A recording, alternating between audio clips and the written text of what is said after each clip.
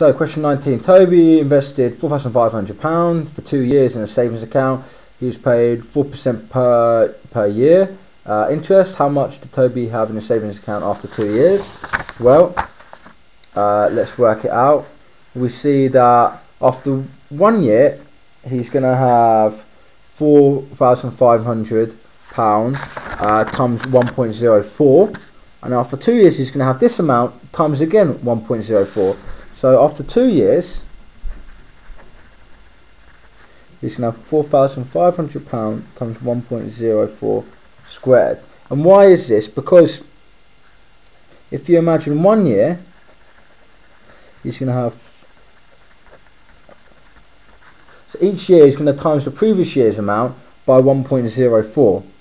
And why is this? Because 1.04 represents, okay, so that's his initial amount, and then times 4%, the 0.04 for the interest. So we just type this in on our calculator. So we have 4,500 times 1.04 squared, and so you see that he has £4,867.20 after 2 years. The next part, it says Jasper invested £2,400 for n years in a savings account. He was paid 7.5% interest per year. He had, after n years, a total of £3,445.51. Work out the value of n. So what this means is, it means that £3,445.51 is equal to 2,400 times it by 1.075 to the power of n. So what do we do now? We do 3,451 divided by 2,400, which is 1.075. Then what do we need to do?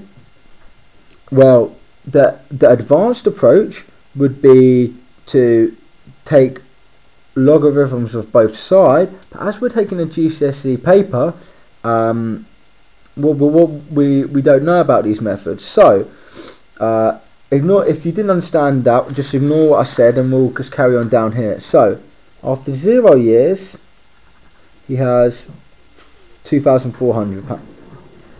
After 1 year he's going to have 2,400 times 1.075. okay, but then, and then after 2 years he's going to have this amount. After 3 years he's going to have that amount. 4 years this amount.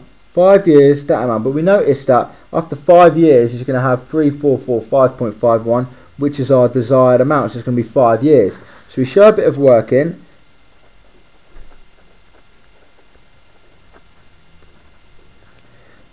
Two year, 3 year, 4 year, 5 year,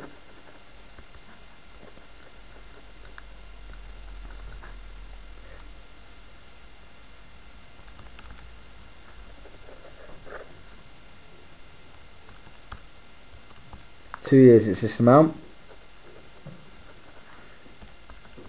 3 years it's, so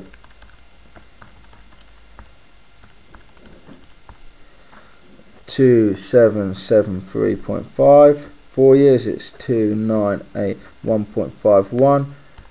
4 years it's 3,205.113. And then so the answer is going to be 5 years.